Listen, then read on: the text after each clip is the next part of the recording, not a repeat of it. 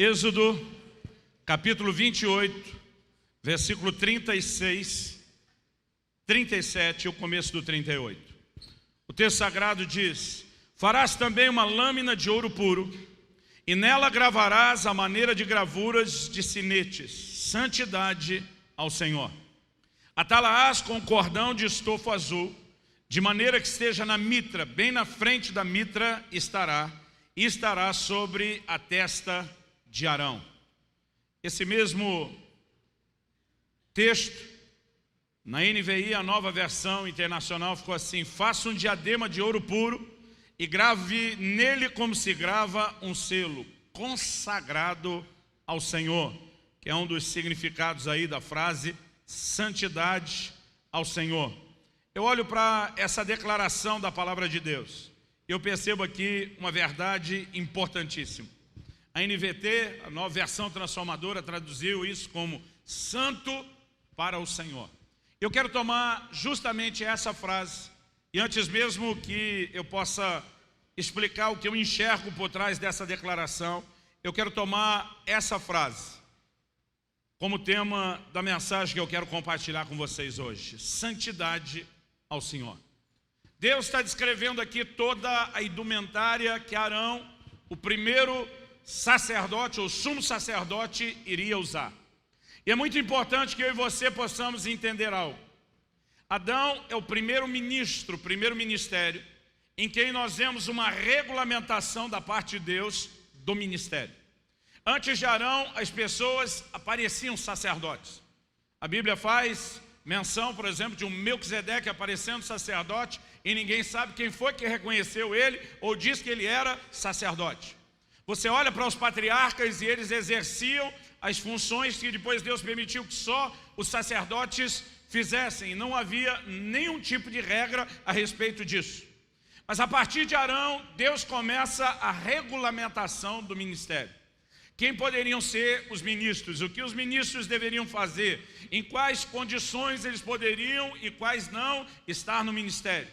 E agora, no meio de tudo isso, o que envolve também uma série de figuras simbólicas, tipológicas, proféticas, o Senhor diz que Arão, o primeiro dos sumos sacerdotes, deveria usar uma lâmina de ouro na testa.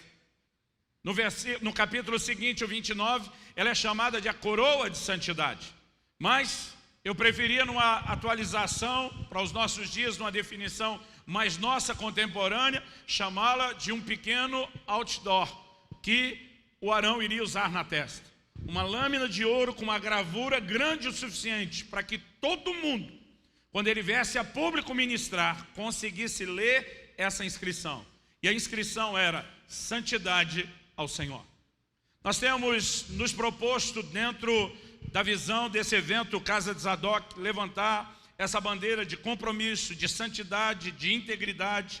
E algo que é muito importante que a gente consiga enxergar é que há uma relação muito forte entre santidade e não apenas a vida cristã, mas entre santidade e o exercício do ministério. Pelo menos naquilo que nós olhamos Deus estabelecendo, quando ele reconhece o primeiro ministro e declara exatamente como ele viria a público, Deus estava dizendo não só que ele esperava a santidade dos seus ministros, mas que o povo, quando olhasse para o sacerdote e lesse aquela mensagem na testa, deveria lembrar e deveria guardar no seu coração uma expectativa de que esses ministros também fossem comprometidos com Deus dentro dessa visão de santidade. Eu percebo que nós, como igreja brasileira, às vezes sofremos parte do que a gente chamaria de um legado que já vem comprometido em sua história. Eu me lembro logo que eu fui cheio do Espírito Santo, e uma das decisões que eu tomei no meu coração, logo depois de ter sido batizado no Espírito Santo, eu vi um pregador dizendo: se você quer ser uma águia, ande com elas. Se quer ser uma galinha, ande com elas. E eu pensei, não quero ciscar no meio das galinhas, eu quero conhecer as águias, os homens de Deus. E como eu estava empolgado com esse novo universo de descobertas sobre o mover do Espírito Santo, eu comecei a querer me aproximar daquelas pessoas que tinham experiências com o sobrenatural, com o fluir dos dons. E nessa procura de estar perto do que eu considerava as águias, irmão, me deparei com muita galinha travestida de águia.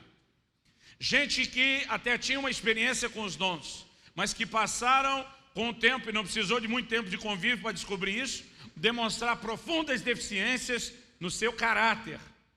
Uma profunda ausência do reflexo do caráter de Cristo nas suas vidas.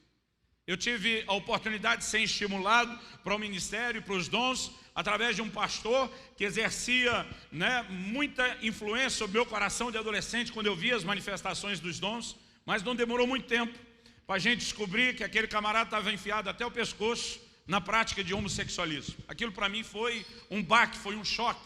E quando eu descobri isso, você lembra das histórias?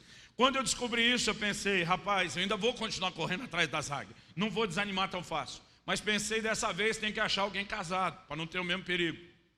E passei a estar perto de um outro casal que não demorou muito tempo, separou, e daqui a pouco aquele cara está enfiado na prostituição. Achei um outro casal, que esse, depois que separou, pelo menos o cara não foi para a prostituição, mas o casamento não durou. E eu poderia estragar a sua noite, contando histórias de pessoas para quem olhava dizendo, eu quero ter isso, mas quando me aproximava, via a ausência daquilo que é o básico que Deus espera de todo mundo que se dispõe a servi-lo. Graças a Deus, eu tive o privilégio de caminhar próximo, e por 12 anos trabalhei junto, e fui discipulado pelo pastor Harold. Pastor Harold, em 12 anos que eu trabalhei ao lado dele, eu já falei isso na cara dele várias vezes. Eu falei para ele, meu amigo, eu tenho certeza que em algum momento você já pecou. Mas algo que para a glória de Deus eu posso testemunhar 12 anos, caminhando perto desse camarada, eu nunca vi, por uma vez sequer, ele pecar. Eu nunca vi nada comprometedor na sua conduta. Nunca vi ele olhar para uma mulher de uma forma diferente. Nunca vi ele ter algum tipo de comportamento emocional, se deixando ferir ou ferir os outros. Nunca vi nenhuma conduta questionável na área financeira, em absolutamente nada. Mas encontrei nele a combinação de alguém que não só tinha essa marca do caráter do Senhor, como também acreditava que é possível viver o caráter de Cristo com o carisma do Espírito Santo, que é possível combinar essas coisas sem comprometer a essência do ministério. E por conta dessas experiências ruins que eu tive antes, eu comecei a prestar um pouco mais de atenção, não só na vida das pessoas, mas naquilo que a palavra de Deus fala a respeito desse assunto de santidade, a relação disso com o ministério. E o Senhor começou a me fazer entender uma perspectiva por trás dessa marca específica que Ele demonstra em Arão. Ele está mostrando o que Ele espera dos seus ministros, e Ele está dizendo o que é que o povo deve esperar dos seus ministros. A palavra de Deus não diz que nós temos que ser perfeitos para o exercício do ministério, mas diz que aquele que deseja ser bispo, ele deve ser irrepreensível. Não tem do que ser repreendido na sua vida. Algo que nós vamos perceber na palavra de Deus é que liderança deve ser baseada no exemplo. E o que eu espero hoje não é colocar um peso ou um fardo legalista sobre ninguém, mas tentar te mostrar um pouco mais de um projeto que Deus vem tentando revelar e comunicar ao homem. Eu acredito de todo o meu coração que santidade vai impactar não só a nossa relação com Deus, mas ela vai afetar também a dimensão de ministério que nós vamos ter e vamos exercer. Eu gosto de uma frase que eu ouvi anos atrás do pastor Márcio Valadão. Ele diz, intimidade gera santidade, que traz autoridade, que leva à conquista. Eu quero te mostrar pela palavra de Deus a relação entre uma coisa e outra. E a primeira afirmação que eu quero fazer do impacto que santidade tem no nosso ministério é que santidade gera autoridade. Você pode repetir isso comigo? Diga, santidade gera autoridade. Pastor, a autoridade não está no nome de Jesus na nossa vida, a autoridade no mundo espiritual. Eu e você precisamos entender um pouco mais do que isso. Por exemplo, que a autoridade no nome de Jesus, esse nome foi exaltado acima de todo nome, diante dele todo joelho se dobra, ninguém vai questionar isso. Agora, certa ocasião, a Bíblia diz em Atos 19 que alguns judeus, exorcistas ambulantes, filhos de servo, tentaram pegar emprestado isso e repreender um demônio, dizendo, nós os desconjuramos em nome de Jesus a quem Paulo prega. Eles não estavam usando o nome que tem autoridade, mas o demônio olha para eles e diz, eu conheço Jesus e eu sei quem é Paulo, mas vocês, quem são? em vez de sair porque o nome de Jesus estava sendo usado, a Bíblia diz que o demônio deu uma surra naqueles 7, que fugiram nus, feridos, foram envergonhados, e aquilo se tornou conhecido de todo mundo. Porque se por um lado nós precisamos reconhecer que a autoridade está no nome de Jesus, nós também precisamos entender que há canais devidos e apropriados que podem expressar a autoridade do nome dele. E para que você entenda isso, porque não estou falando de nenhum tipo de autoridade baseado em merecimento, eu quero que você possa pensar junto comigo na perspectiva bíblica. A Bíblia fala de um certo centurião que procura Jesus, dizendo: olha, meu criado está em casa, sofrendo, enfermo, e eu gostaria que o Senhor o curasse. Naquele momento, Jesus diz para ele: eu vou na sua casa curar. E o homem diz: não carece disso. Ele diz: eu não sou digno de que o Senhor entre debaixo do meu telhado. Mas ele diz para Jesus o seguinte: eu sou homem sujeito à autoridade, e tenho homens debaixo da minha autoridade. Portanto, eu digo a esse vai, ele vai, eu digo a esse vem, ele vem, eu digo a outro faz isso, ele faz. Em outras palavras, ele estava dizendo a Jesus: eu sei que o Senhor não precisa ir lá. Se o Senhor der uma palavra, por causa da autoridade que eu vejo em você, essa enfermidade vai ser obrigada a te obedecer à distância. Naquela hora, Jesus fica impressionado com a fé desse homem. A Bíblia diz: no mesmo instante, o servo foi curado, você conhece a história. Mas, olha o que esse centurião diz: eu sou homem sujeito à autoridade, estou debaixo. E porque estou debaixo de autoridade, eu também posso exercer autoridade. Quando você olha para a hierarquia, cadeia de comando militar, o sargento, por exemplo, só tem voz de autoridade sobre um cabo, e os soldados são patentes inferiores, porque ele mesmo tem que estar debaixo de patentes superiores, como um tenente, um major, né? Podemos chegar ali ao coronel. Agora, quando ele quebra a sujeição à autoridade das patentes superiores, ele perde a capacidade de ter voz e autoridade sobre os que estão debaixo dele. Porque só pode expressar autoridade quem está debaixo de autoridade. E aí tem muito crente que quer tentar usar a parte de eu tenho autoridade, sem entender eu preciso estar sujeito à autoridade. Então vamos ver outro texto bíblico. Lá no livro de Tiago, no capítulo 4, no versículo 7. A maioria dos crentes gosta de ler esse texto da Bíblia como se ele só falasse isso: resistir ao diabo e ele fugirá de vós. Mas a verdade é que esse texto não está falando só isso não. Tiago 4,7 começa dizendo assim: sujeitai-vos, portanto, a Deus, e resistir ao diabo, e ele fugirá de vós. A minha capacidade de oferecer resistência ao diabo e ter autoridade para enfrentá-lo depende da minha capacidade de me submeter à autoridade de Deus. Quem está entendendo, diga amém. É lógico que na hora de enfrentar o inimigo, eu não vou simplesmente no fato, né, de que, olha, me submeti a Deus. Vou usar a autoridade do nome de Jesus, mas eu só me qualifico para usar a autoridade do nome de Jesus se eu estou sujeito ao próprio Jesus, se eu estou debaixo da sujeição de Deus. E nós precisamos entender o que santidade, que é a sujeição a Deus e aos seus princípios, vai produzir no sentido de podermos exercer autoridade no reino espiritual. Eu lembro que no início do meu ministério, eu muitas vezes saía de eventos, e não estou falando de cultos quaisquer. A ênfase no início do ministério, nos primeiros anos, eu brinco, eu dou graças a Deus que aquelas primeiras mensagens que a gente pregava, não tinha esse hábito de hoje. Tudo que você fala em qualquer lugar está sendo gravado. Eu dou graças a Deus que naquela época não se gravava, porque eu já falei tanta bobagem lá atrás. E isso evita que hoje a gente tenha que ficar explicando e reensinando as coisas. As pessoas não me chamavam por causa do que eu tinha para falar, ensinar ou pregar. Mas porque eu comecei meu ministério me trancando várias horas por dia lá no meu quarto, em oração, orando, né, bastante, principalmente no Espírito Santo. Nós chegávamos nas reuniões com uma ênfase: vamos levar avivamento. E vamos reproduzir aquilo que nós estamos buscando em Deus.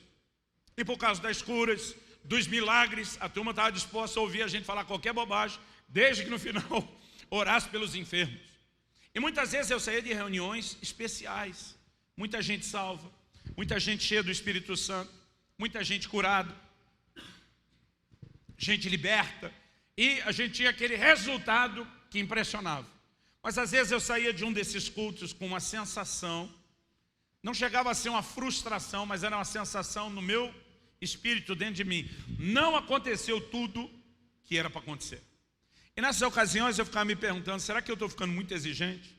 Será que eu estou virando aquele tipo de gente que não importa o que Deus faça, eu nunca estou feliz, nunca estou contente, nunca estou satisfeito?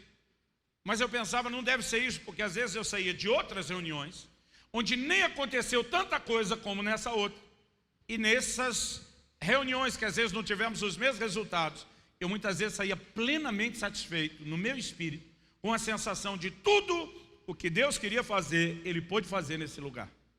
Então eu pensava, não deve ser só meu padrão de exigência, porque há reuniões que eu saio com testemunho de missão cumprida. Deus conseguiu fazer tudo o que Ele queria. Mas às vezes eu tinha essa sensação em reuniões onde a gente teria muito mais testemunho para dar do que naquela outra que eu saía feliz.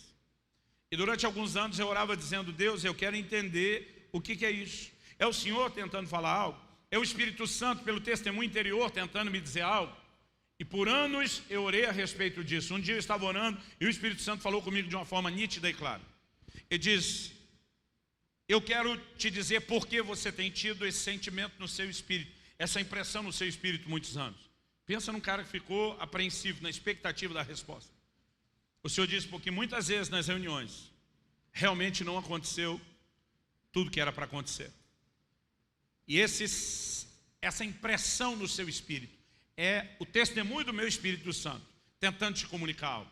E às vezes em que você saiu com aquela satisfação, é porque de fato aquilo que eu planejei se cumpriu. E naquela hora eu perguntei, mas Senhor, por que algumas vezes acontece e por que outras não? E pensa da pergunta que eu me arrependi de ter feito. Porque no momento que eu fiz a pergunta, um filme começou a passar na minha frente. Eu tive poucas experiências com visões, muito poucas. Eu brinco que eu estou mais ou menos naquele time da época de Eli. As visões eram raras e não muito frequentes. Mas nesse dia eu assisti um filme. E o pior, era o filme da minha vida. Deus foi me mostrando flashes dessas reuniões, onde muita coisa gloriosa aconteceu, mas eu saí com aquela impressão de não aconteceu tudo que era para acontecer. Vários flashes de vários anos, dos últimos anos que eu vinha orando sobre isso. Eu fui vendo os flashes das reuniões. Então logo aqueles flashes passaram, começou uma série de outros flashes, de coisas que tinham acontecido comigo no dia ou nos dias anteriores àquelas reuniões. E essa foi a parte do filme que eu não gostei. Porque de alguma forma, coisas que a minha razão tentaria defender e dizer todo mundo erra, ninguém é perfeito. Naquele momento, diante daqueles flashes, eu tinha vergonha de coisas que eram expostas diante de mim. Sentimentos, às vezes não falei mal, mas olhei para um outro ministro e julguei ele no meu coração. Não abri a boca para falar dele para ninguém, mas eu julguei. E o flash estava lá.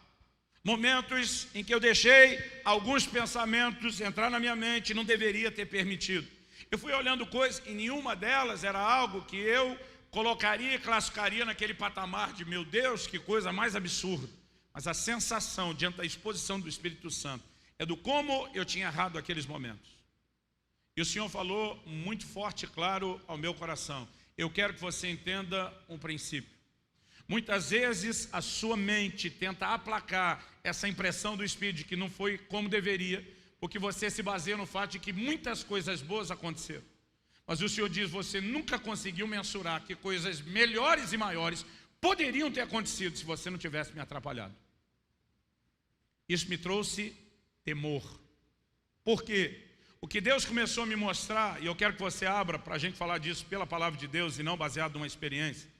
A experiência que eu estou contando é só para ilustrar a minha descoberta desse texto bíblico. Zacarias capítulo 3. Vamos ler a partir do versículo 1. O texto diz assim, Deus me mostrou o sumo sacerdote Josué, o qual estava diante do anjo do Senhor e Satanás estava à direita dele para se lhe opor. Outra versão diz para lhe resistir. Mas o Senhor disse a Satanás, o Senhor te repreende, ó Satanás. Sim, o Senhor que escolheu a Jerusalém te repreende. Não é esse um tição tirado do fogo? Ora, Josué, trajado de vestes sujas, estava diante do anjo. Tomou este a palavra e disse aos que estavam diante dele, tirai-lhe as vestes sujas. A Josué disse, eis que tenho feito que passe de ti a tua iniquidade, e te vestirei de finos trajes. E disse, eu ponho-lhe um turbante limpo sobre a cabeça. Puseram-lhe, pois, sobre a cabeça um turbante limpo e o vestiram com trajes próprios.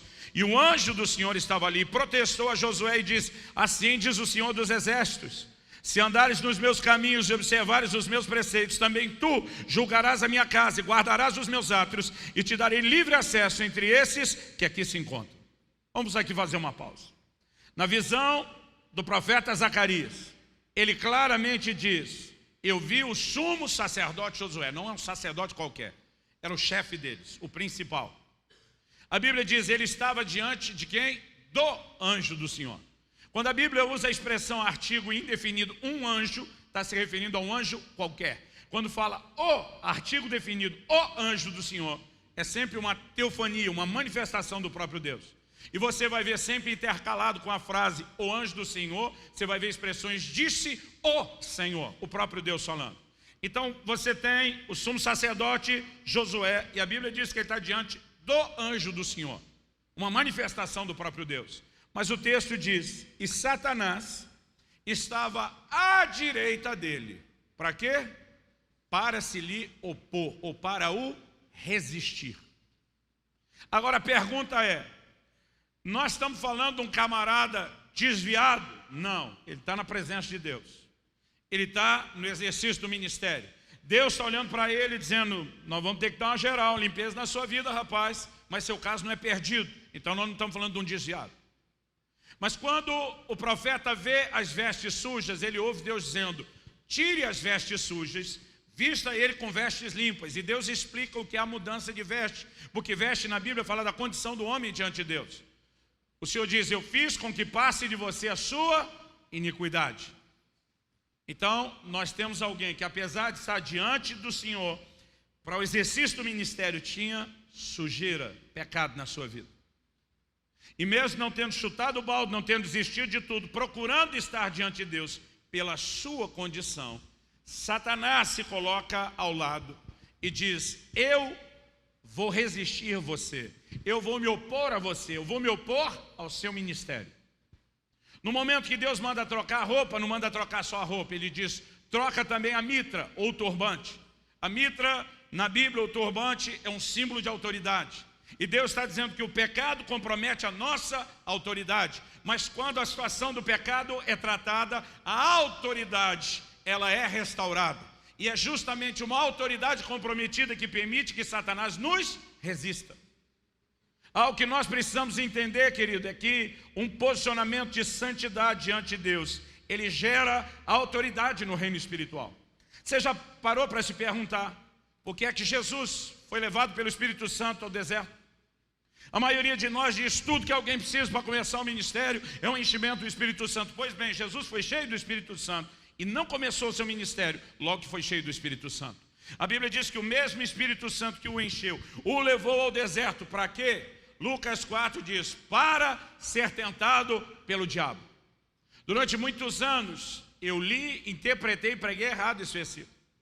Eu dizia que o Espírito Santo levou Jesus ao deserto para jejuar. E na minha cabeça a ordem era assim, e porque ia jejuar, o diabo o resistiu. O texto não diz isso. O texto diz que o Espírito Santo o levou ao deserto para ser tentado pelo diabo.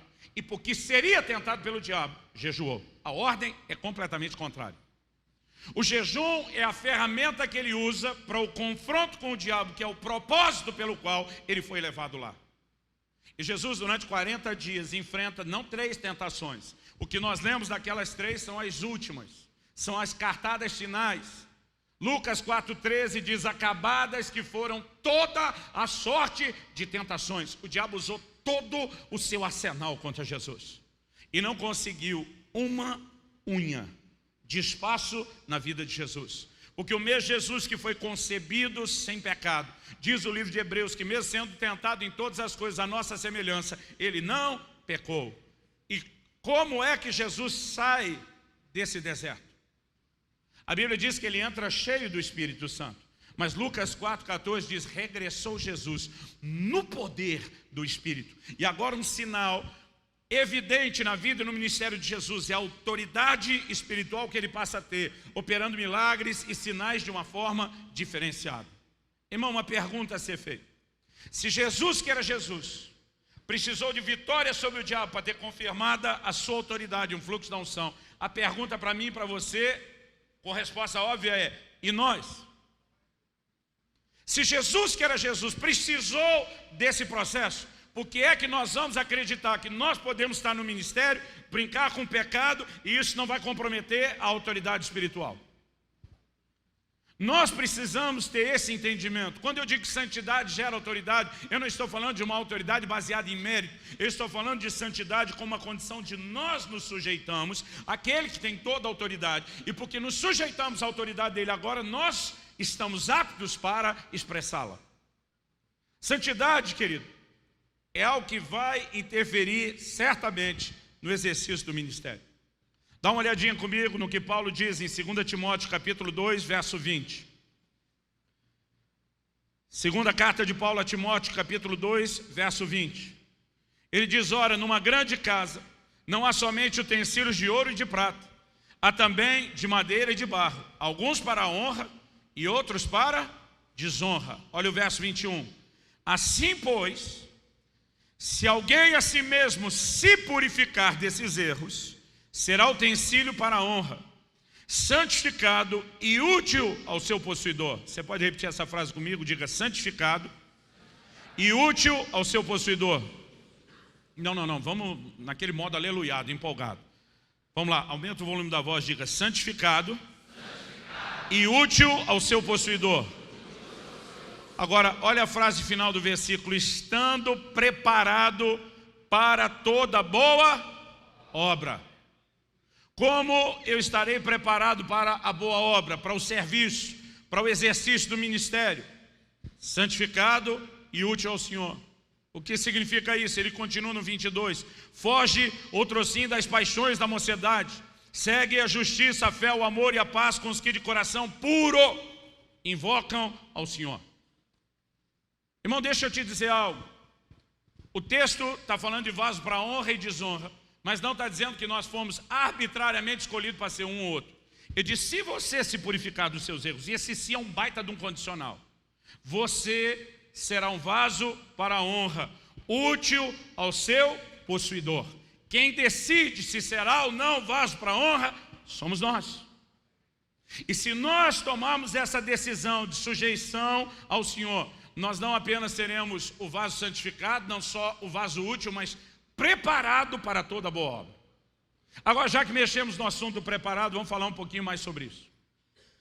A maioria dos pastores que eu conheço, que seguiu o processo normal da maioria das denominações de formação ministerial, passou pelo seminário. Alguns 4 anos, alguns 5 anos num seminário. E sabe o que me surpreende?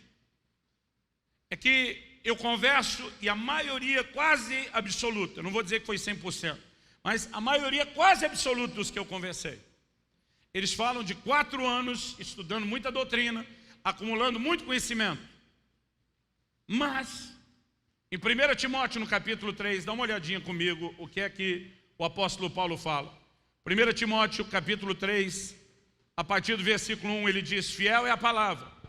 Se alguém aspira ao episcopado, se alguém deseja, se alguém quer muito, se está muito afim de ser bispo, a Bíblia diz: excelente obra almeja. Quando a Bíblia fala do ministério, querido, ela mostra um processo com pelo menos 4 etapas. O primeiro deles é a vocação. Se alguém aspira, almeja, a Bíblia diz: Deus trabalha em nós o querer e o realizar segundo a sua boa vontade. Normalmente Deus desperta um desejo. Outro dia alguém me perguntou: pastor, como é que eu sei se eu fui chamado para o ministério? Eu falei: se você não sabe, não foi. Pronto.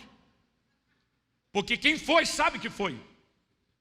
Tudo começa com a vocação, mas não se resume à vocação.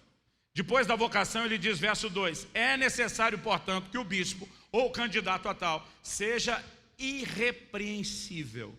E agora começa uma lista. Marido de uma só mulher. Eu nunca imaginei que a gente ia ter que voltar a pregar essas coisas para pastores, como estamos precisando fazer hoje em dia. Marido de uma só mulher, temperante, sóbrio, modesto, hospitaleiro, apto para ensinar, não dado ao vinho. E a lista aqui, se você pegar do versículo 1 até o versículo 13, e juntar tudo que ele fala dos bispos e dos diáconos, algumas características repete para os dois, algumas alternam, você vai encontrar pelo menos 16 características explícitas nessa lista do que eu chamaria de qualificações. Então ele está dizendo, não adianta ter a vocação, o que agora precisa ter são qualificações. Depois ele diz no versículo 10, que essas pessoas que têm a vocação e apresentar as qualificações, elas têm que ser provadas, outra versão diz experimentadas, para só depois, em quarto lugar, ser estabelecido. Mas antes de chegar lá na quarta coisa, vamos falar da segunda, depois da vocação, qualificações. Dessa lista de pelo menos 16 características explícitas, dá para achar no mínimo uma 17ª implícita, eu não quero entrar nessa discussão agora. Dessas 16, só uma está relacionada com habilidade, apto para ensinar. Todas as outras 15 são traços de caráter. Agora, a maioria dos colegas que eu conheço passaram 4 anos no seminário, sendo trabalhados na única habilidade da lista 16 características. E a maioria nunca teve uma aula sobre as outras 15, que são traços de caráter. A maioria dos pastores que eu tenho terminou um processo de formação sem nunca ter tido uma aula de caráter. Agora, a pergunta é por que nós vivemos essa crise de integridade, não só no governo, do lado de fora, que era de se esperar, mas principalmente dentro da igreja. Porque o próprio conceito de estar preparado para toda boa obra é algo que nós temos baseado em habilidades. Então, se fulano canta bem, se fulano prega bem, se fulano fala, ensina ou aconselha bem, ele está preparado. Não, a Bíblia diz que você quer estar preparado para toda boa obra, seja santificado. Aí você vai ser útil ao seu possuidor. Porque vasos sem santidade não cumprem ao propósito que Deus tem e aquilo que Ele idealizou para o ministério. Nós precisamos entender, querido, que andar ou não em santidade vai mudar o nível de autoridade que nós podemos expressar no reino espiritual. A segunda coisa que eu quero falar é que santidade não somente gera autoridade, mas ela libera ou facilita o fluxo. Vamos tentar usar uma palavra menos agressiva. Ela facilita o fluxo da unção. Você pode repetir isso comigo? Alguém perguntou outro dia, pastor, esse negócio de repetir é espiritual? Eu falei, não, é didático. É só para te ajudar a lembrar os pontos principais. Então diga comigo, santidade libera unção. Volta comigo lá no livro de Êxodo, dessa vez no capítulo 29. Êxodo, capítulo 29. Aqui Deus está falando com Moisés sobre a consagração de Arão e dos seus filhos como sacerdotes. No versículo 4, Deus diz, farás que Arão e seus filhos se cheguem à porta da tenda da congregação e os lavarás com água. Verso 5, depois tomarás as vestes, vestirás Arão da túnica, da sobrepeliz, da estola sacerdotal, do peitoral, o cingirás com cinto de obra esmerada, da estola sacerdotal, pôr-lhe-á a mitra na cabeça e sobre a mitra, a coroa sagrada. Final do versículo 6. Ou outra versão diz a coroa de santidade ou da santidade. Deus diz, coloca toda a indumentária, as últimas peças, a mitra, que representa a autoridade, e o que firmava a mitra na cabeça, quando era amarrada com um cordão de estofo azul, a coroa de santidade. Agora olha o versículo 7 que diz, então, e esse então é só depois de ter feito isso, então, tomarás o óleo da unção e lhe o derramarás sobre a cabeça e o ungirás. Irmão, deixa eu te dizer, antes do óleo ser derramado sobre a cabeça, Deus esperava que a coroa de santidade fosse bem firmada primeiro. E nós precisamos entender que isso é uma figura de um princípio que eu quero te mostrar ao longo da Bíblia, tanto no Velho como no Novo Testamento. Em Eclesiastes 9:8 a Bíblia diz, em todo tempo sejam alvas as tuas vestes. Do que isso fala? Santidade. E nunca, consequência, falte o óleo sobre a tua cabeça. Há uma relação entre o nosso posicionamento de integridade e unção. Isso não tem a ver com merecimento, tem a ver com não atrapalhar o fluxo da unção que Deus quer manifestar. Quando nós começamos a entender isso pela palavra de Deus, e deixa eu te mostrar logo um texto do Novo Testamento. Primeira carta de Paulo aos Tessalonicenses, no capítulo 4.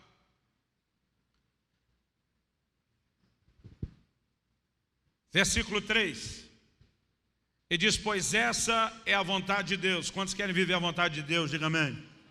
Agora, qual é a vontade de Deus? O texto diz: essa é a vontade de Deus, a vossa santificação, que vos abstenhais da prostituição ou da imoralidade, que cada um de vós saiba possuir o próprio corpo em santificação e honra, não com desejo de lascívia como gentios que não conhecem a Deus, e que nessa matéria ninguém ofenda nem defraude a seu irmão, porque o Senhor, contra todas essas coisas, como antes vos avisamos e testificamos claramente, é o vingador. Porquanto Deus não nos chamou para a impureza, e sim para a santificação. Agora olha o versículo 7. De Sarte, quem rejeita essas coisas, não rejeita o homem, e sim a Deus, que também vos dá o seu Espírito Santo. Quando Paulo diz quem rejeita essas coisas, está falando rejeita o quê? O ensino de santidade que ele estava trazendo. De que a vontade de Deus era a santificação, de que não era para brincar com a prostituição. E diz, se você rejeitar o que eu estou falando, você não está rejeitando o homem. Você não está me rejeitando como porta-voz. Você está rejeitando a Deus. Agora a pergunta é, que rejeição a Deus é essa? Infelizmente, por um lado eu diria, já vi muito crente cair nesse terreno da imoralidade. Felizmente, por outro, eu diria que provavelmente a maioria dos que eu tomei conhecimento, nós conseguimos trabalhar a restauração deles. E Deus é um Deus de restauração, por favor, diga amém. Agora, que rejeição é essa? Se a maioria mesmo dos que caíram e tropeçaram nessa área, tem vivido uma experiência de arrependimento, de conserto. É lógico que nós não estamos falando de alguém que rejeitou deliberadamente, permanentemente Deus, tirando ele da sua vida. O que levou muito tempo para eu perceber é que o apóstolo Paulo não está falando de rejeitar Deus completa e definitivamente. Ele está falando de crentes que rejeitam uma particularidade específica desse Deus. Ele diz, se você rejeitar o que eu estou ensinando para vocês sobre santidade, você não está rejeitando a mim, o pregador, o homem. Você está rejeitando a Deus que vos dá o seu Espírito Santo. Ele diz, você está rejeitando uma particularidade de Deus quando entra nesse terreno, que é aquele fluxo da unção e da ação e da operação do Espírito Santo na sua vida, que vai sofrer a consequência e a influência da sua escolha errada. Ser santo, querido, para ter autoridade e santidade, não é a gente receber um prêmio por bom comportamento. É simplesmente a gente não atrapalhar o que Deus já tinha providenciado e queria fazer pela sua graça e a gente já nem merecia. Eu gosto de uma frase do pastor Rick Warren. Ele diz que a maioria dos pastores fica perguntando o que é que eu tenho que fazer para a igreja crescer, para o ministério funcionar. Ele falou, essa é a pergunta errada. Se a gente só der espaço para Deus, vai crescer e vai funcionar. Ele diz que os pastores deveriam perguntar-se o que é que eu estou fazendo que atrapalha Deus de fazer o que Ele já queria fazer. Então, a perspectiva de santidade aqui, por favor, não leve para o lado do merecimento. Porque nada, absolutamente nada que nós vamos viver em Deus, no ministério, está desassociado da graça. Mas quando alguém compromete santidade, com isso perde a autoridade, compromete o fluxo da unção, ele só está atrapalhando aquilo que Deus, na sua graça, já queria fazer. Eu tenho percebido ao longo das Escrituras, que muitas vezes, eu e você acabamos comprometendo a unção de Deus na nossa vida. Anos atrás, eu estava pregando numa outra cidade do Paraná. Na época eu morava e pastoreava em Guarapuava e fui pregar numa outra cidade do interior de uma igreja vinculada conosco. Eu lembro que naquela semana eu estava escalado para pregar no culto de domingo. Nessa época não era o pastor principal, não era, consequentemente, o alimentador principal do rebanho e não era todo domingo que eu pregava. Mas naquele domingo eu estava na escala. Então, como eu ia viajar o fim de semana, logo no início da semana, procurei preparar a mensagem do domingo, deixar tudo pronto, para viajar tranquilo, sem preocupações. E fui ministrar nessa igreja, não me lembro se foi sexta, sábado e domingo, ou se começou na quinta, talvez tenha ido na sexta. Mas eu lembro quando eu acordei na manhã do sábado, e sábado seria um dia intenso, eu acordei com uma impressão no meu espírito, de que a mensagem que eu tinha deixado pronta não era a mensagem que Deus queria que eu pregasse no domingo. Eu não ouvi uma voz, não tive uma visão, mas aquela impressão no meu espírito, eu sabia que é parte da forma como o Espírito Santo fala conosco, que a Bíblia diz que o Espírito testifica com o nosso espírito, e aquela coisa está vindo, não é essa mensagem. E eu comecei a orar e falar, Deus, se é você mesmo tentando falar comigo, em primeiro lugar, queria registrar um protesto. Eu tentei lá no início da semana deixar tudo pronto para não ter preocupação aqui. Em momento nenhum eu tive essa impressão de que a mensagem não era aquela pronta.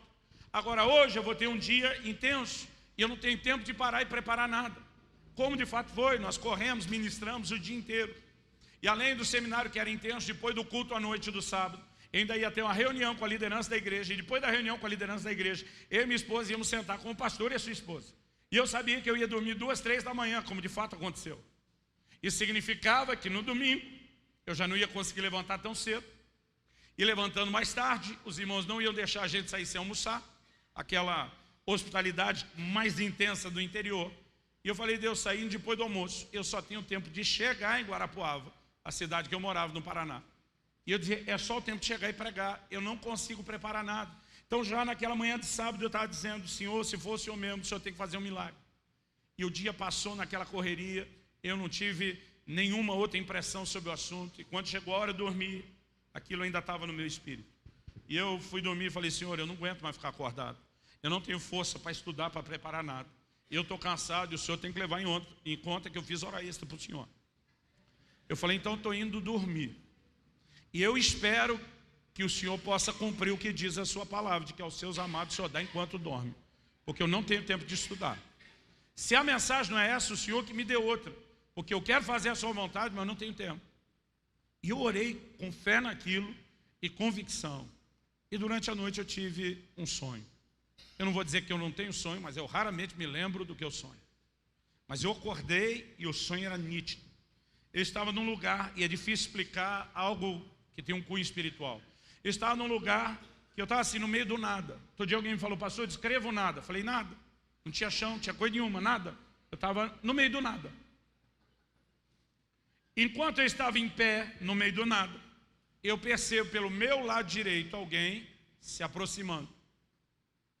Outro dia um irmão ainda brincou, querendo me testar a versão. O senhor ouviu passos? Falei, não, não tinha chão.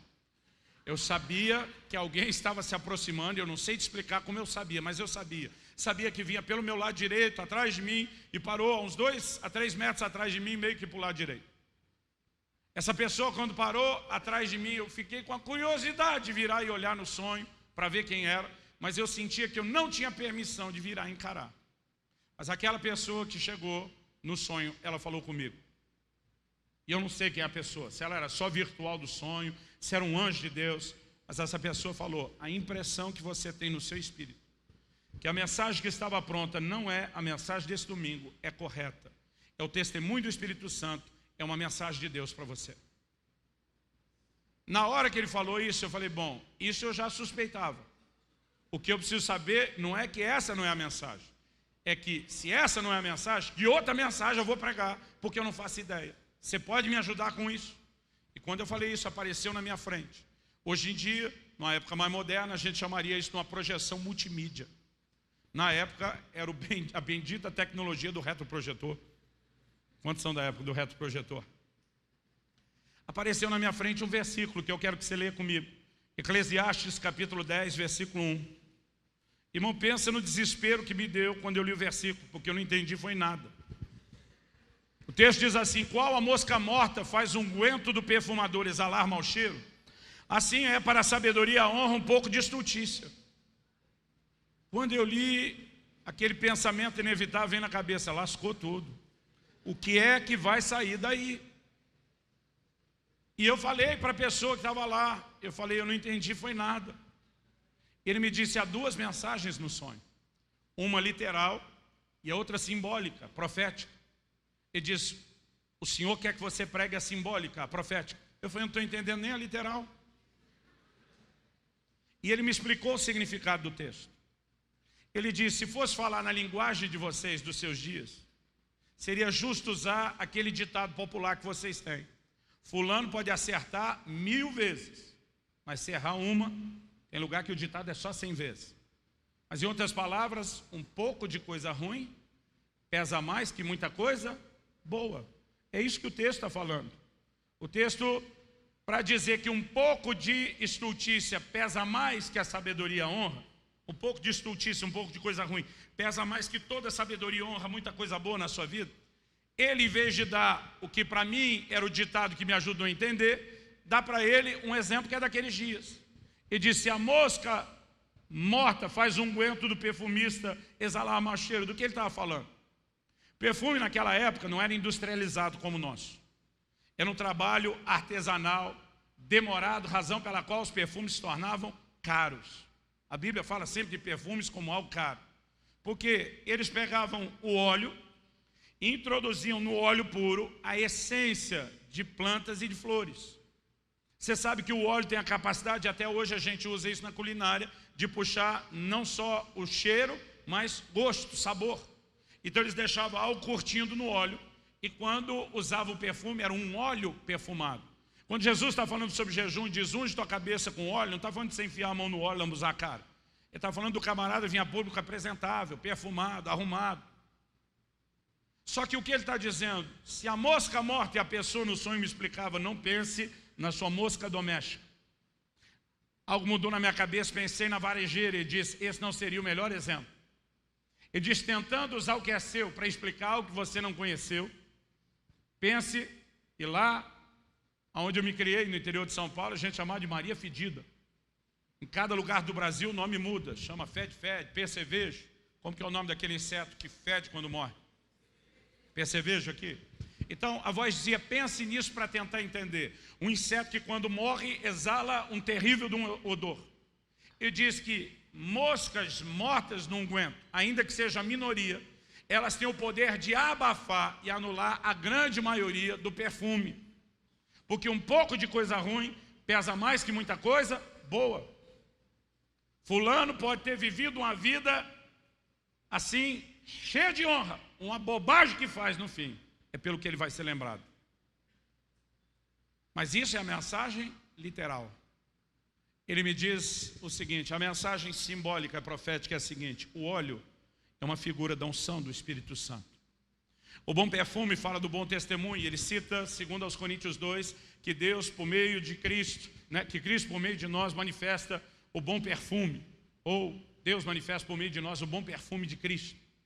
Mas ele diz, as moscas são símbolo de impureza. Isso ele não me falou no sonho, é minha percepção hoje. Eu penso que não é à toa que Satanás é chamado na Bíblia de Beuzebu, que significa Senhor das moscas.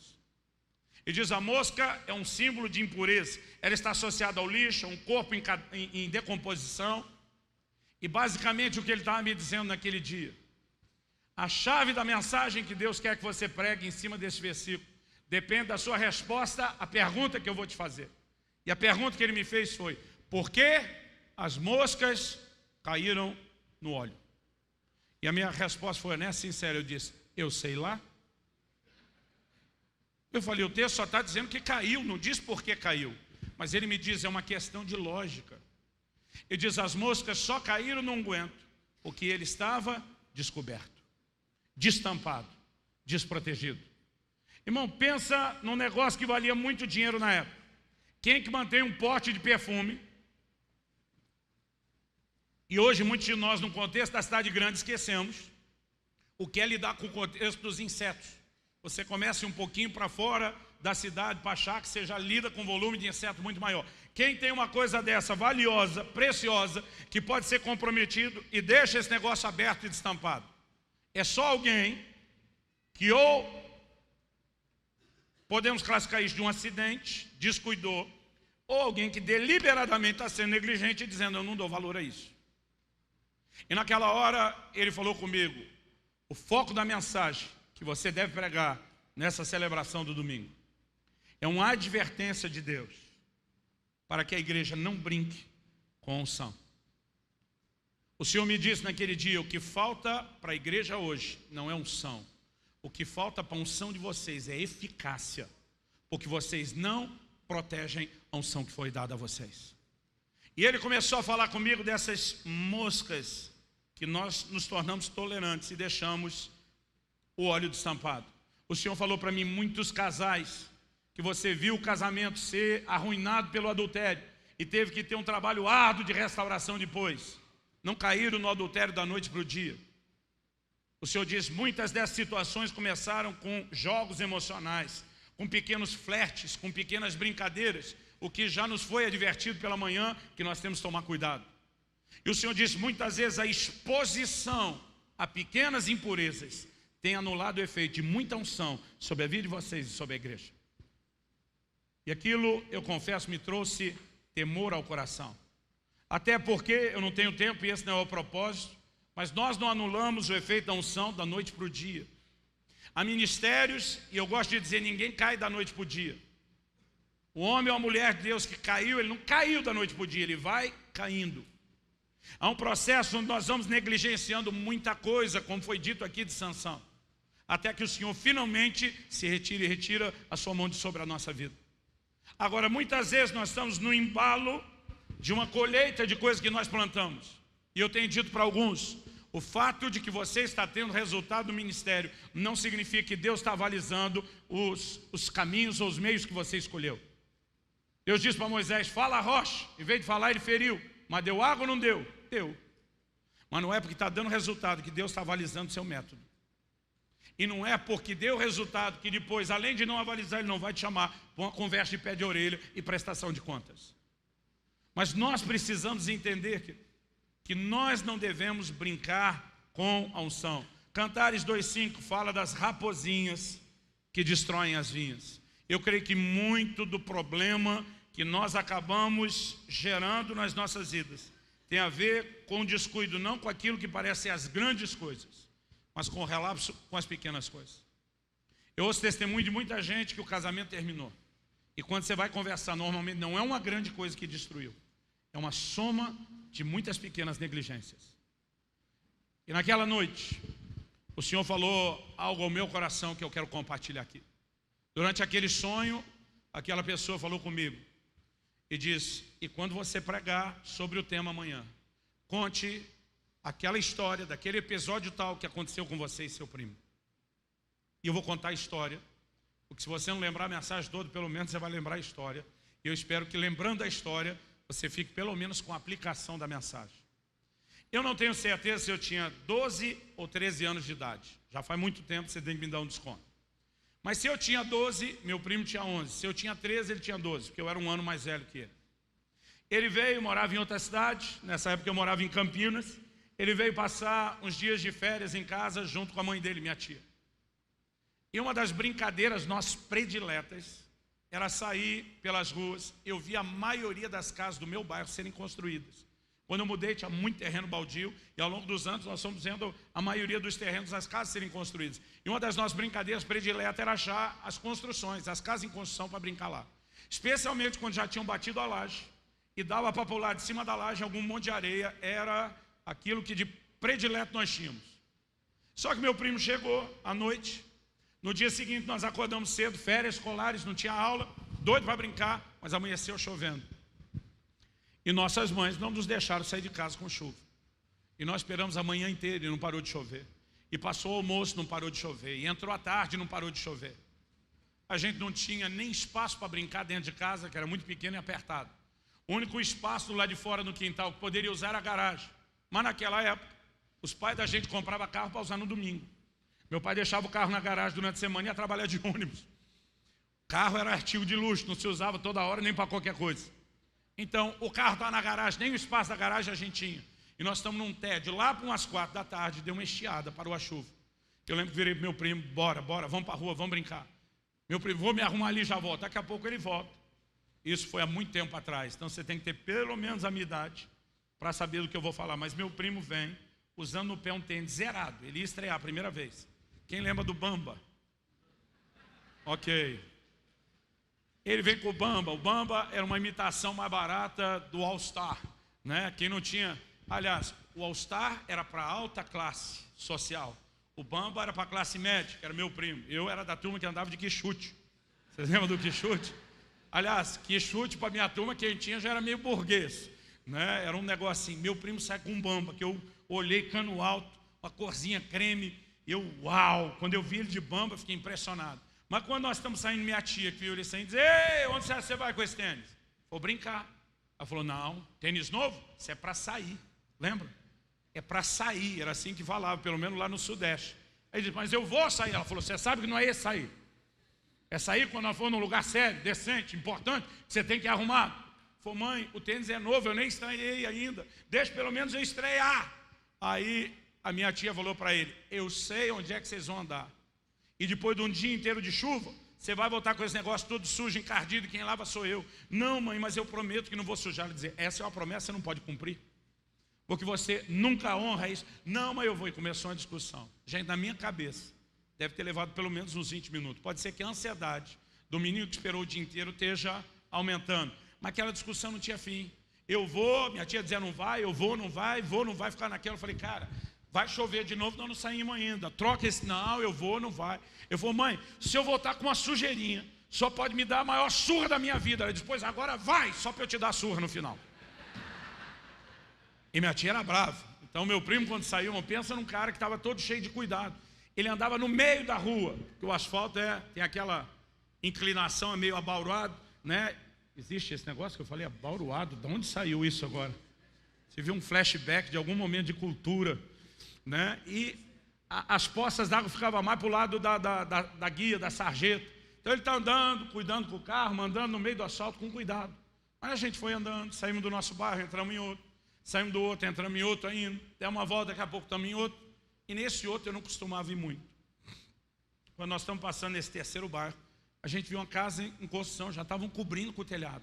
Falei, cara, você nunca me falou dessa construção? Eu falei, nem eu sabia dela. Os caras já estão terminando. Eu falei, pois é, eu nem vi esse negócio acontecer.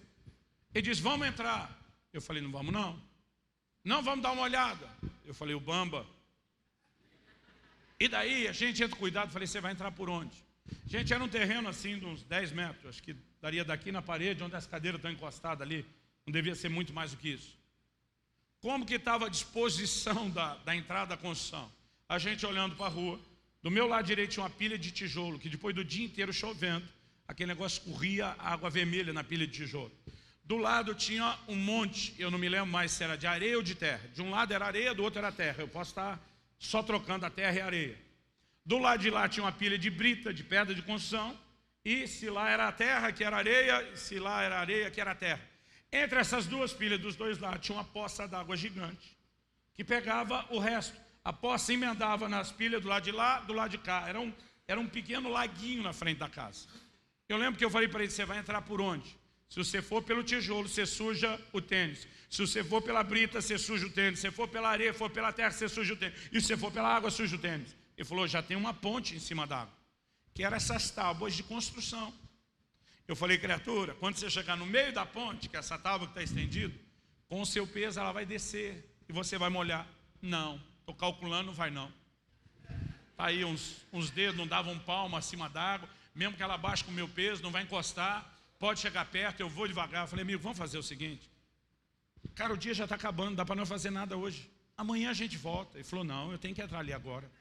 Eu falei, sua mãe, a Cinta, a promessa de te pegar e te dar uma surra que você nunca levou antes.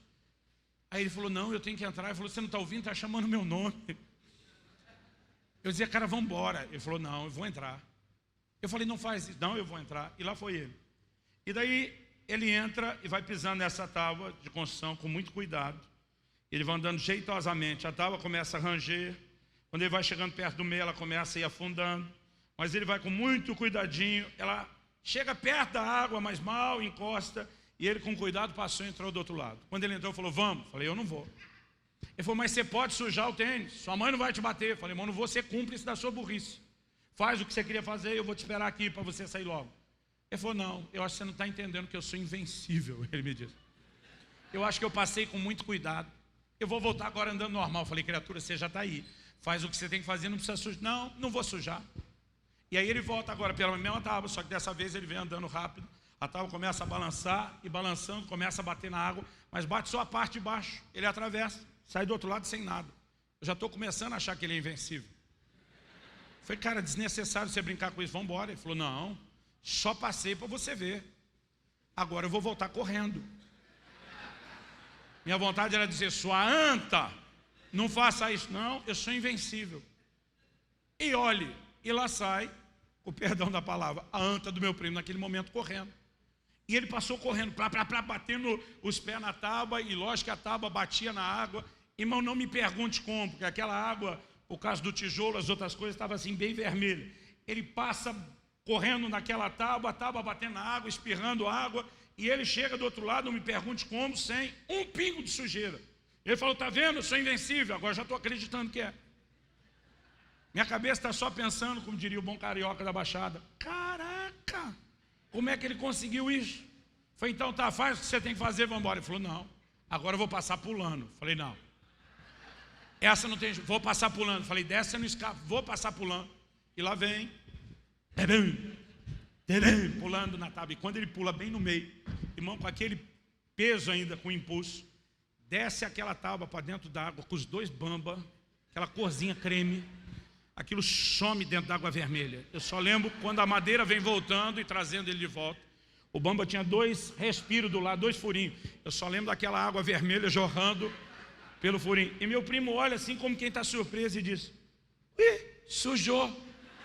Como quem diz, nossa, eu não sou invencível. E quando ele diz, sujou, ele olha para mim e diz, quer saber? Já que sujou mesmo, ele pega e pula na água. Eu acho que ele queria espirrar água em mim. Quando meu primo pula na água, eu levei um dos maiores sustos da minha vida. Meu primo desapareceu.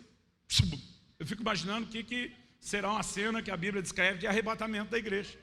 Você está com alguém, não tem mais nada, sumiu. Irmão, pensa no susto. Meu primo, ele não só fazia natação e treinava mergulho, ele chegava a ficar ali 1 minuto e meio, às vezes quase 2 minutos segurando o fôlego debaixo d'água. Eu acho uma façanha, eu nunca consegui mais de 1 minuto. Aquele negócio demorou, me dava um desespero, eu não entendi o que estava acontecendo. Mas daqui a pouco sai a criatura. Ele agarra na tábua e diz, é fundo aqui. Tinha um poço de 1 metro por 1 metro. Aliás, a tábua estava lá por causa do poço. Mas como choveu o dia inteiro, aquele negócio foi transbordando, virou aquela poça gigante que a gente não sabia. Nessa dele correr e pular, a tábua andou um pouco para o lado. E a hora que ele pula, sem saber, ele acertou exatamente o fosso. E ele entrou e desceu. Com o impulso que ele deu, ele desceu quase até o fundo. Mas quando desceu, estava cheio de sujeira, galho de árvore, arame. E ele enroscou, e ele não conseguia voltar. Ele não tinha espaço direito para mexer, a água toda suja, ele mesmo abrindo o olho não enxergava o que é que estava prendendo. E ele levou aquele tempo todo, e ele só não morreu afogado, porque tinha muito mais fôlego, para conseguir soltar e voltar. Irmão, nem me pergunte o que aconteceu em casa, se minha tia pegou ou não pegou ele, porque eu fiquei tão apavorado que parece que a memória está bloqueada aí. Mas nesse dia, no sonho, aquela pessoa atrás de mim diz, conte aquela história. E ela, explicação da pessoa, me diz, porque o que aconteceu com vocês dois naquele dia foi algo profético. Irmão, sinceramente, eu acho que os crentes deixam as coisas proféticas demais, para o meu gosto. Então, a minha primeira reação de ouvir foi profético, não soa bem no meu ouvido. Mas ele diz, a atitude de vocês dois naquele dia determinou o curso da vida de vocês depois daquele dia. Aquela voz me disse, você poderia ter entrado, sujado seu tênis, mas o seu senso de coerência diante do que é certo não te deixou brincar com aquilo e não querer nem ser cúmplice dele. Mas o Senhor diz, no momento que ele pulou e enroscou, Satanás, no reino espiritual, reivindicou a vida dele por causa da desobediência. O Senhor diz, eu guardei, não permiti que morresse aquele dia, mas muitas outras vezes, seu primo sempre brincou com os limites. Irmão, meu primo me ensinou uma coisa que ele chamava de adrenalina de pobre. Ele dizia, cara, rico pula de paraquedas, de bungee jump, chama de adrenalina. Eu falei, adrenalina é passar medo. A gente não precisa de dinheiro para passar medo. Então, eu lembro quando a gente ia para São Paulo, a capital, ele me levava na estação da SEC, onde cruzam as linhas principais do metrô. Ele passava a faixa amarela de segurança, ia bem pertinho assim, alinhava o pé com o fosso, o nariz com o pé. Alguns dos metrôs, quando passa, dependendo do horário e a linha que está passando, ele não para baldeação, que ele chama, ele passa direto. Eu perguntei uma vez para um funcionário do metrô, qual a velocidade média que aquele que não passa? Eu vou, pastor, 60 por hora. Mas tem alguns 70, e acaso são poucos, onde ele pode passar 80 km por hora. Agora imagina aquele comboio de ferro, aqueles vagões passando, e ele com o nariz alinhado com o pé a 2 dedos daquele vagão, passando na frente do nariz. Se alguém esbarrar em você sem querer, você está morto. E quando aquele negócio parava, ele saía meio tremendo, dizia, adrenalina de pobre. O Senhor começou a falar comigo, ele nunca soube respeitar os limites. E isso determinou o curso da vida dele, assim como a sua atitude da vida de você. Por que eu estou dizendo isso? Eu tinha 19 anos de idade. 19? Acho que talvez já tivesse 20. Ele que era um ano mais novo do que eu. Eu tive um acidente de carro que eu descrevo no meu livro, O Agir Invisível de Deus, e eu estou vivo só por um milagre. Os médicos, os enfermeiros, todo mundo dizia, milagre, não era para você ter escapado dessa. Eu fiquei 2 dias em observação na UTI, só saí depois de 2 dias. Quando eu saí depois de 2 dias, é que eu fui ter a notícia que ninguém me deu enquanto eu estava na UTI. Enquanto eu estava na UTI, meu primo foi enterrado, com 18 para 19 anos de idade. Um dos 2. Um traficante colocou uma arma na cabeça dele, fez ele engolir 3 papelotes de cocaína. E antes que desse tempo dele chegar no hospital para fazer alguma coisa, eles romperam e ele teve uma overdose. Meu primo sempre brincou com os limites e nunca soube a hora de parar. A minha esperança, e não dá para garantir nada, é que ele, com o conhecimento que tinha antes do efeito da droga, talvez no medo e o desespero, porque o que fez correr para o hospital é porque ele sabia o que poderia acontecer. A minha expectativa é que ele possa ter usado seus últimos momentos de lucidez para se arrepender. Mas o Senhor me diz, o que te guardou e não deu ao reino das trevas a autoridade de arrancar a sua vida, sempre foi o seu senso de obediência. Mas a mesma coisa que de um lado te protegeu, faltou o seu primo, foi justamente esse mesmo senso de obediência e de respeito às limitações. O Senhor diz, eu quero que você conte essa história, porque na vida cristã tem muita gente dentro da igreja parecido com seu primo. Está debaixo da influência, isso não foi ele que falou, eu vou brincar agora, daquela potestade chamada danada não. Como que era a música do shot que você falou? Eita coisinha que faz crente se dar mal, e se é normal, não faz mal. Não faz mal assim ou eu inventei a música agora? Tem nada a ver, isso é normal. O Senhor me disse, muita gente debaixo do seu pastoreamento, por rebanho a quem eu quero que você pregue, está que nem seu primo. Ele passa uma vez brincando com os limites, mas cheio de cuidado. Há uma certa preocupação, mas quando ele vê que se safou, de alguma forma, ele agora ganha um pouquinho de confiança para brincar um pouquinho mais. Irmão, essa é a história de Sansão. Aí dessa vez ele já não volta com tanto cuidado, ele já passa um pouco mais relapso, porque está mais confiante. E não dá nada. E porque não deu nada, ele volta ainda mais confiante. Agora eu posso correr. E ele realmente começa a acreditar que é invencível. Irmão, deixa eu te dizer, o problema de muita gente é que ele confunde a longanimidade com impunidade. São 2 coisas completamente diferentes. O Senhor diz lá no livro de Apocalipse, dei-lhe tempo para que se arrependesse, mas ela não quer se arrepender da sua prostituição. Esse dei-lhe tempo, a longanimidade de Deus, é interpretado por alguns crentes como dá nada não. Ele acha que é impunidade. Em algum momento, à medida que ele brinca e despreza a própria longanimidade, ele está indo para uma armadilha. Sabe que ele dá um grito do coração de Deus para que a gente ande em santidade. E nenhum de nós, não se engane, de vez em quando tem um espiritual diz, não, eu não, está amarrado. Nenhum de nós está imune ou isento de queda, a menos que vigie. Eu não vim aqui te apontar o dedo, eu não vim tentar oprimir você com aquilo que eu estou falando. Mas a verdade é que mesmo unção e autoridade, que nós falamos de Moisés, podem não só ser usadas, como podem ser abusadas. E nós precisamos andar no temor do Senhor. Nós somos chamados não só para exercer um trabalho honroso. Eu fico doido quando eu vejo gente reclamando do ministério. Porque tem uns crentes que agem quase como se Deus estivesse com raiva dele para deixá-lo de castigo, botou ele no ministério. Deixa eu te dizer uma coisa, querido, o ministério é uma honra. Aliás, o livro de Hebreus diz, ninguém toma para si essa honra, a não ser aquele que é chamado por Deus, escolhido por Deus. O ministério é uma honra. Quando eu penso que Deus colocou a reputação dele em jogo, acreditando em mim, confiando em mim, isso traz temor ao meu coração. Mas ele não me deu só um privilégio. O que ele me concedeu também foi uma responsabilidade. Ele estava dizendo, eu espero que você me represente na terra, manifestando a minha natureza, manifestando santidade. A maior preparação para o ministério é talvez a que mais tem sido negligenciada. Que entendemos o que é ser um vaso útil, santificado, preparado para toda boa obra. Eu gostaria que você se colocasse em pé no seu lugar. e que nós pudéssemos orar juntos. Eu não estou dizendo, querido, que você sozinho, no peito, na raça, na sua força e determinação vai chegar a algum lugar. Jesus disse, sem mim nada podeis fazer. Até para ser crente, até para ser santo, a gente precisa dele. Embora a gente não esteja confinado a só os nossos recursos naturais de escolha e decisão, isso não significa que as ferramentas que Deus colocou anulam as escolhas e as decisões. Nós temos que escolher usar as ferramentas.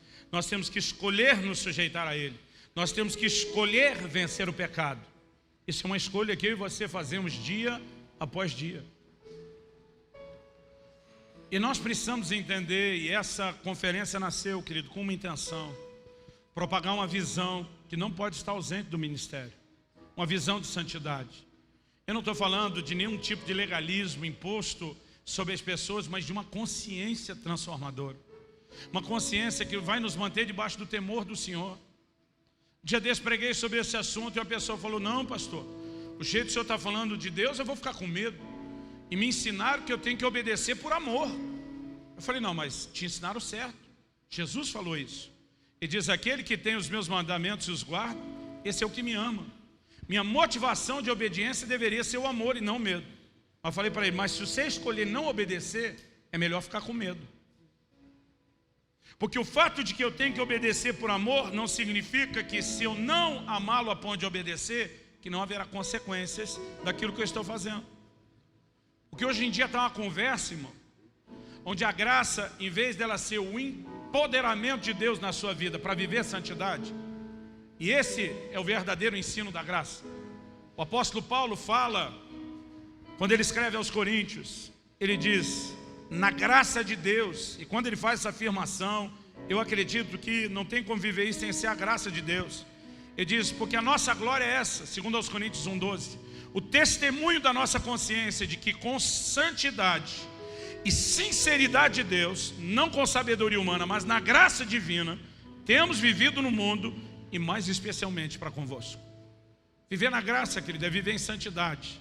A graça não veio para suprimir a necessidade de santidade. Ela veio para viabilizar a santidade.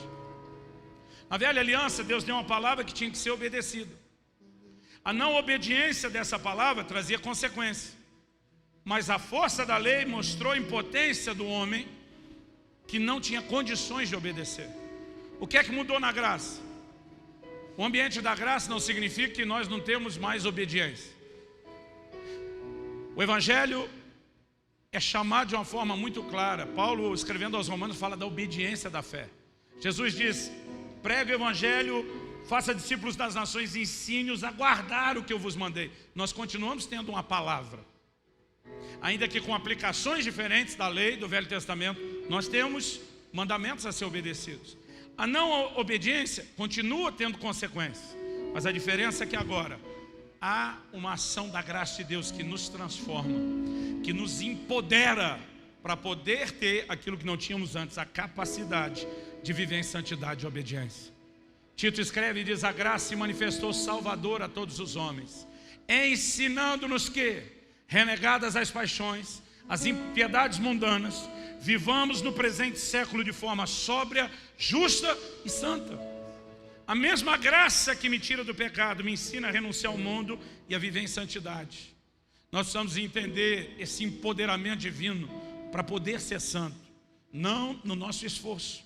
Continua sendo pela graça. Mas é necessário uma resposta correta a essa graça. Graça que, segundo o Novo Testamento, pode ser anulada. Graça que pode ser retida. Graça da qual nós podemos nos privar. Graça da qual nós podemos cair. Tudo isso é ensinado no Novo Testamento. Mas não precisamos. Eu gostaria que nós levantássemos um clamor a Deus. Em primeiro lugar, por uma nova consciência. Que nos leve a esse lugar onde não só no temor, mas no amor ao Senhor, a gente possa decidir, eu não vou pecar. Eu não vou pecar. Que nós possamos, diante do Senhor, fazer uma escolha e ao mesmo tempo dizer, Senhor, eu quero esses recursos para viver essa vida. Eu quero ministério, não importa se você é um líder de célula, um discipulador ou um pastor. Se você está no ministério, você tem que usar a coroa da santidade. Você tem que entender que Deus espera isso de você e as pessoas devem esperar isso de você. Santidade ao Senhor. Jesus disse: quem vai construir uma torre, primeiro tem que sentar e calcular quanto custa. Porque disse: se você achar que não vai dar conta, é melhor nem construir a torre. Eu tenho dito para a nossa liderança, lá na nossa igreja de Curitiba, eu tenho dito: gente, senta e calcula quanto custa o ministério. Porque vai exigir de você santidade. Se você achar que não dá conta, nem tenta construir a torre. Desista antes. E nós estamos aplicando o versículo apócrifo, que não está na Bíblia. Eu tirei do filme Tropa de Elite. É 02, pede para sair. Eu tenho dito para alguns: se você acha que não vai dar conta, sai, cai fora antes. Porque a responsabilidade que nós temos, não só diante de Deus, mas das pessoas, é muito grande. Paulo diz: não é só diante do Senhor, mas diante de vocês, nós estamos vivendo em santidade. Sua vida vai para a vitrine quando você aceita o chamado ao ministério. E as pessoas vão estar olhando para você. E é sua responsabilidade, não só o privilégio do ministério, é sua responsabilidade se conduzir em santidade. Eu gostaria que nós orássemos nessa hora, clamando por um batismo de fogo, por uma experiência santificadora mais profunda na nossa vida, clamando pelos recursos do céu para cumprir com aquilo que Deus planejou para o ministério desde o início. E que a gente possa sair deste lugar não só com a consciência de santidade que deveríamos ter, mas entendendo os recursos de Deus para corresponder com Ele. Se você puder, levante pelo menos uma das suas mãos a Deus e comece a orar e clamar. Coloque a sua vida diante de Deus. Talvez o Espírito Santo esteja trazendo coisas que você tem que se arrepender e até confessar, coisas que têm roubado sua autoridade, coisas que têm estancado o fluxo da unção na sua vida numa certa medida. Às vezes a gente tenta se justificar: mas eu estou tendo resultado, mas poderia estar tendo mais. Ajuda-nos, Senhor. Nós oramos não apenas pela compreensão da Tua palavra, no nível mais profundo, nós oramos pelo Teu toque, Senhor, nas nossas vidas. Espírito Santo, você que é chamado nas Escrituras de Espírito de Santidade, o Espírito Santificador e não só Santo, vem sobre nós. Nós clamamos nessa noite por um batismo de fogo, por uma experiência mais profunda de santificação. Deus, em nome de Jesus, nós nos chegamos diante de Ti com a consciência de que temos falhado, de que precisamos nos arrepender, consertar, mas acima de tudo, não só viver de conserto em conserto, mas entrarmos neste lugar onde pelo Teu Espírito passamos a viver em santidade, em vitória completa. E nós oramos pelo Teu sopro de vida sobre as nossas vidas. Levante sua voz, querido, clame ao Senhor. Ore como se tudo dependesse desse momento e dessa oração. Talvez você precise se arrepender. E como alguém disse, o seu arrependimento deveria ser no mínimo tão escandaloso quanto foi seu pecado. Coloque a sua vida diante de Deus.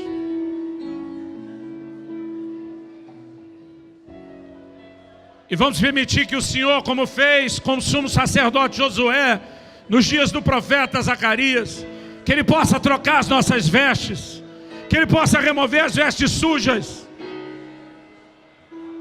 que Ele possa trocar o nosso turbante, a nossa autoridade. Oh, Espírito Santo! Pai, nós oramos e clamamos mais uma vez as brasas do Teu altar, não só sobre esses que vieram à frente, sobre cada um de nós, Senhor. O toque santificador, a experiência com Teu fogo santificador. Nós oramos por restauração, nós oramos por recomeço, em nome de Jesus, e para a glória de Deus, em nome de Jesus, e para a glória de Deus.